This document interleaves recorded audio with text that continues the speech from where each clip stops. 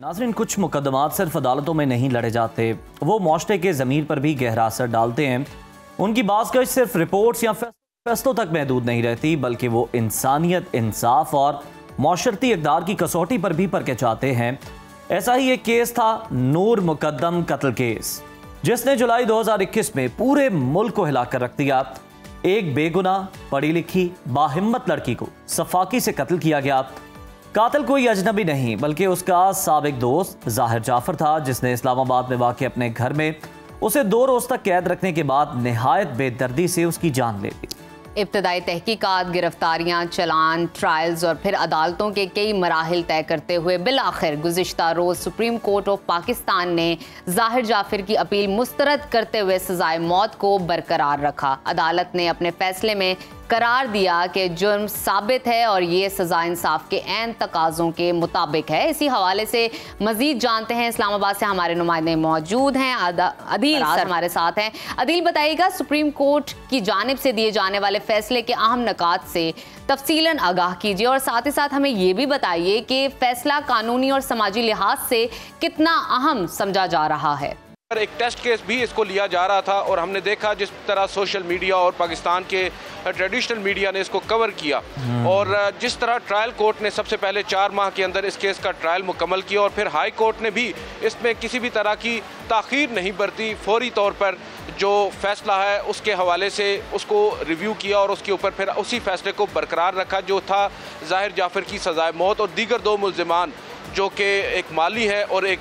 चौकीदार हैं उनके घर के, उनको 10-10 साल कैद ट्रायल कोर्ट ने सुनाई और उसके बाद हाई कोर्ट ने भी उसे बरकरार रखा। और इवेंचुअली जब ये मामला लैंड किया, अब देखें 2021 से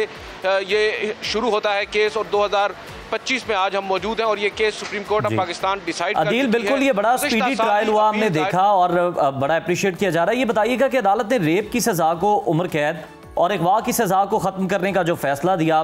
सज़ा जो थी अगवा की उसको 1 साल तक महदूद रखा 10 साल से। इस पर कानूनी माहिरीन और मुतासरा ख़ानदान का क्या रद्द अमल अब तक सामने आया?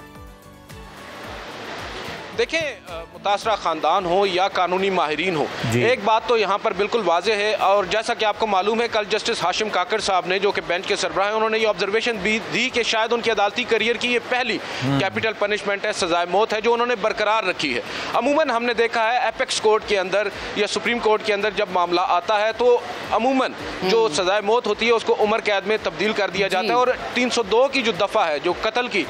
दफ़ा है, उसके ऊपर अदालत की जानिब से सज़ाए मौत को बरकरार रखा गया है सुप्रीम कोर्ट की जानिब से, जबकि रेप के मामले के ऊपर उसे उम्र कैद में तब्दील किया गया है। और इसी तरह अगवा का अदालत ने बारहा यहाँ पर वाजे किया है कि क्योंकि अगवा का केस ये बनता नहीं है, जो मुल्ज़िमा थी, जो